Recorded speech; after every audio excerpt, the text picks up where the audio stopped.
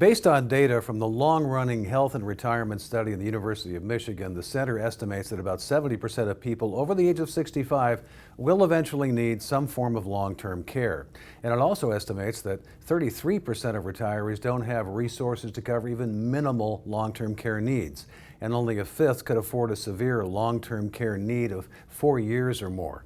Joining me is Darrick Wilkins with LTCtree.com. So Darrick, the oldest baby boomers are turning 80 this year, and studies show 45% of them have no retirement savings, and a quarter of those who do have less than $100,000 in savings. This sounds like a real crisis. Yeah, that's the crux of the problem. Is a lot of times people, they'll work 30, 40 years. They'll either accumulate a lot of money where they don't have to worry about it, or they don't accumulate much at all. They don't have to worry about it because they can depend on Medicaid and whatnot. But it's kind of the people in the middle who do have assets that if they need long-term care, it's such a high probability, what are they going to do? Because the cost of care is so high. So talk about, it varies state to state, but what is the average cost of long-term care? The average national cost for care is about $100,000 for a nursing home, but long-term care also, a lot of times people think of just nursing homes, but it's also home health care, assisted living facility care. Nursing home is about $100,000 per year. Assisted living's probably $80,000. Home health care, which is what most people want to do, is stay in their own house for as long as possible. That can actually be more expensive than nursing home, just depending on the situation. If somebody needs 24/7 care at $20 an hour, that could be way more than $100,000 a year. Now, doesn't Medicare cover long-term care at some level? I get that a lot. A lot of people do assume that, hey, if something happens, Medicare or my health insurance is going to pay for it. But actually, Medicare will pay for a whopping 20 days of care in a nursing home, and that's also if you satisfy their criteria by having a 3-day prior hospital stay. If you have a supplement, it'll get you another 80 days, so a total of 100 days of care in a nursing home. But after that, you're on your own.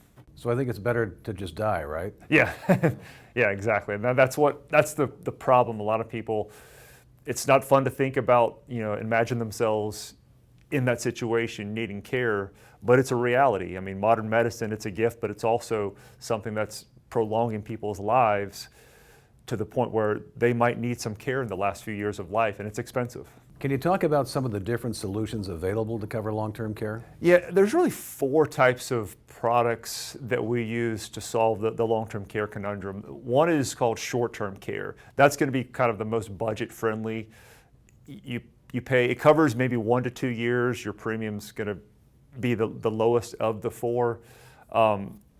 But it's really just for somebody who doesn't have a whole lot of assets. Maybe they have a decent income so they can pay a premium. Then we have long-term care insurance where you just pay a premium each year, and then that can probably get you, 4 to 5 years. But it's use it or lose it. If you die in your sleep and never use it, it's kind of like your car, your auto insurance. You just paid the premiums all those years.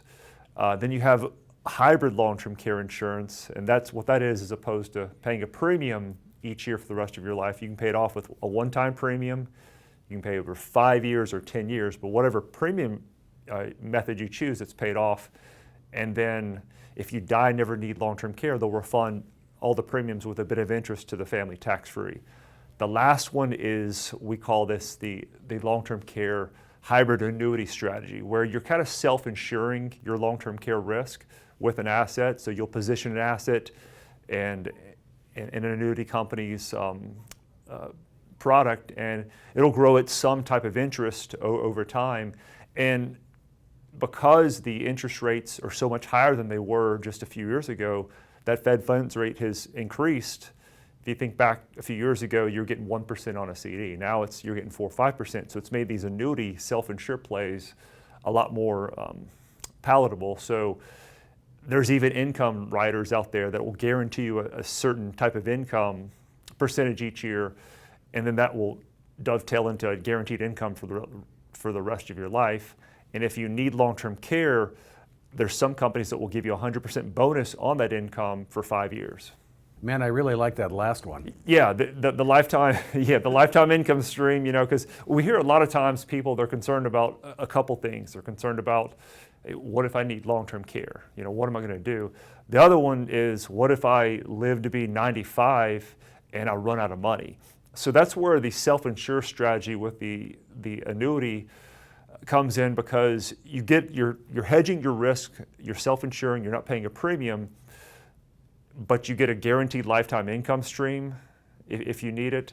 And there's also that long-term care component, which will give you the double on the bonus on the long-term care on the income. And then the last component is you're safely growing that chunk of money, protecting against market losses.